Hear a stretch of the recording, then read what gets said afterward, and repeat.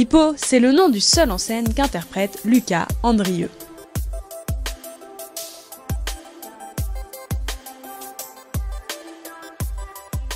Je m'appelle Lucas Andrieux, j'ai 21 ans. Je suis comédien et je joue Hippo, qui est un seul en scène, tous les mardis et dimanches à 20 h au Théâtre de la Contrescarpe.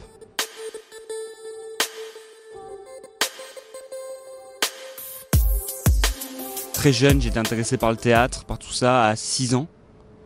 J'ai demandé à mes parents de m'inscrire dans des cours de théâtre, tout ça. J'ai fait du théâtre pendant longtemps, puis du chant, puis de la guitare. J'ai un peu tout testé, mais je suis revenu au théâtre. Quand je suis arrivé au lycée, j'ai voulu me spécialiser parce que j'étais aussi passionné de cinéma. J'ai eu un bac L option cinéma, donc je suis vraiment intéressé par les deux. Et après le bac, j'ai eu la possibilité de créer Hippo sur Paris et de me lancer avec Xavier Adrien-Laurent, mon metteur en scène, et on a monté Hippo.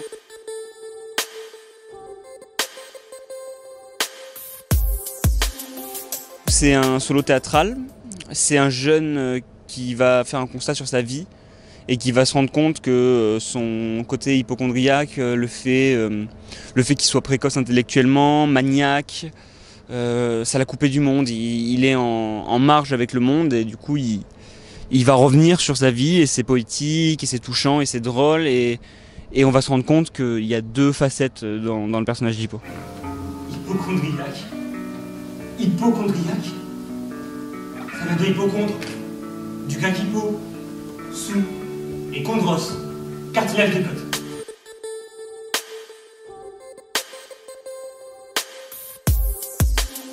C'est un personnage touchant, décalé et surtout incompris. Et qui est incompris mais qui ne comprend pas les autres. Donc c'est un misanthrope moderne, Hippo.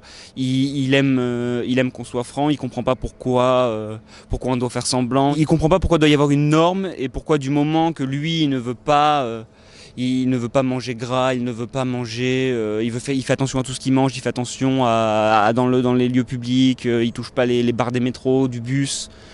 Il comprend pas pourquoi il est considéré comme anormal. Votre fils fait de l'hypocondrie. Vous dites quoi? Il développe un état d'anxiété excessif à propos de sa santé, madame.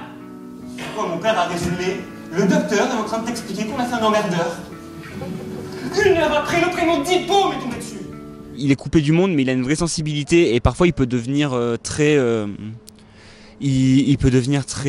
très agaçant pour certaines personnes, hein, parce qu'il y a tout un passage où il fait sa crise d'adolescence où il est très dur. Il est très dur parce qu'il est trop en avance, il est trop coupé. Et il y avait une vraie sensibilité et c'était quelque chose de pas facile à jouer parce que c'est vraiment un personnage complexe, Hippo. Il a raté une partie de sa vie, il a été aussi très distant avec ses parents. Il trouvait réconfort juste chez sa tante, qu'il appelle Tati Purée parce qu'elle faisait une très bonne purée. Et il y a ce côté, il y a ce mélange enfantin et un enfant qui a raté son enfance mais qui y revient. Et donc il y a un mélange d'enfance avec le décor, avec tout ce dont il va parler, avec un langage d'adulte. Et c'est ce qui fait la particularité d'Hippo.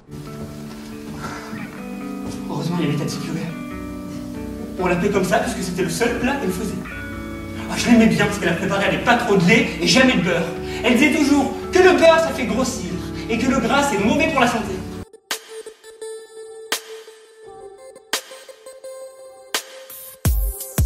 J'ai lu le roman de Christian Astolfi, du même nom, Hippo. Je me suis reconnu dans le personnage d'Hippo. Et donc je me suis dit que vraiment il y avait un moyen de le faire sur scène et d'en faire quelque chose de ce personnage et de ce spectacle. Il était très touchant, le roman est très long et on a coupé plein de trucs pour la pièce, mais il y avait vraiment quelque chose de très touchant et je me reconnaissais vraiment dans le personnage d'Hippo aussi à certains moments. Donc j'ai tout de suite été attiré, oui, ça m'a vite plu.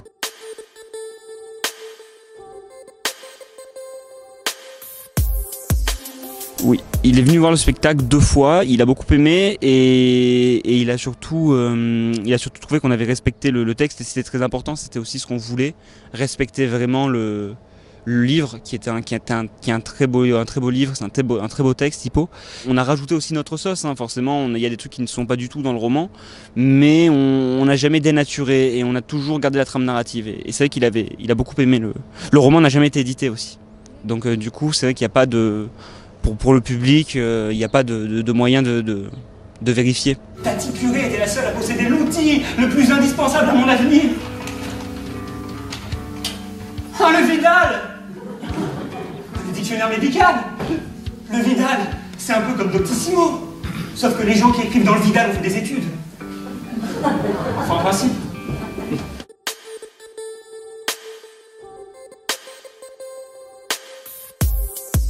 Il y a des moments, moi j'ai eu des névroses quand j'étais plus jeune, surtout sur les maladies graves, moi c'était sur le sida. Il y a une anecdote comme ça. À 13 ans, j'étais persuadé d'avoir le sida parce qu'il y a eu un été, moi je viens du sud de la France, où je m'étais fait énormément piquer par les moustiques. On avait beau me dire que c'était pas possible, je croyais la seule personne sur Doctissimo qui disait que lui il avait eu et qu'il avait le sida à cause des moustiques. Au fond de moi, je le savais que c'était pas vrai, mais j'étais enfant et c'est des névroses d'enfant et j'y croyais. Et je croyais à ça. Et Hippo, il est pareil avec toutes les maladies. Moi, je suis hypochondriaque par certains moments, sur les maladies graves surtout, et les bactéries aussi dans le métro. Mais je pense qu'à Paris, on l'est un peu tous à un moment.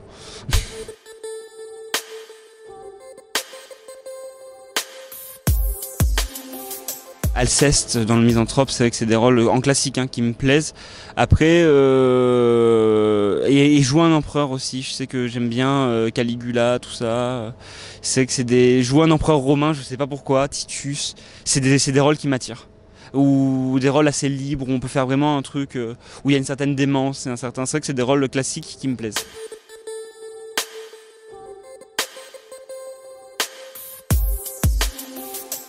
Alors là, je suis en train d'écrire une pièce aussi, que j'aimerais mettre en scène, qui ne serait pas un seul en scène pour le coup.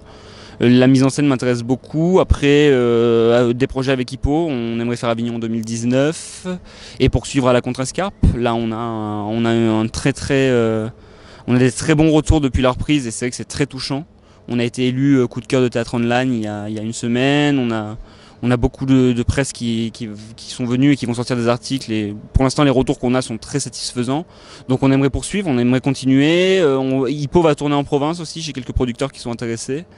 Et donc ça va tourner, c'est faire vivre Hippo et moi mon autre projet de pièces qui devrait commencer à être monté dans le courant de la fin 2018.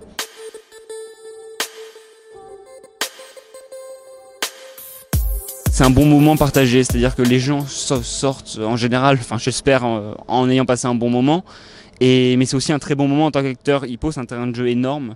Et c'est 1h20 tout seul et c'est 1h20 à interpréter un personnage qui est vaste. Et donc c'est vraiment, moi je m'amuse tous les soirs et c'est ça qui est génial dans ce métier, c'est vraiment la notion de jeu. En France, on a vraiment, on dit jouer, et on a vraiment cette notion de jeu, et c'est un amusement, et c'est un travail, mais c'est un travail où on s'amuse. Et moi, je m'amuse tous les soirs, et je m'amuse avec le public aussi, et c'est vraiment un plaisir partagé, donc venez le partager avec moi.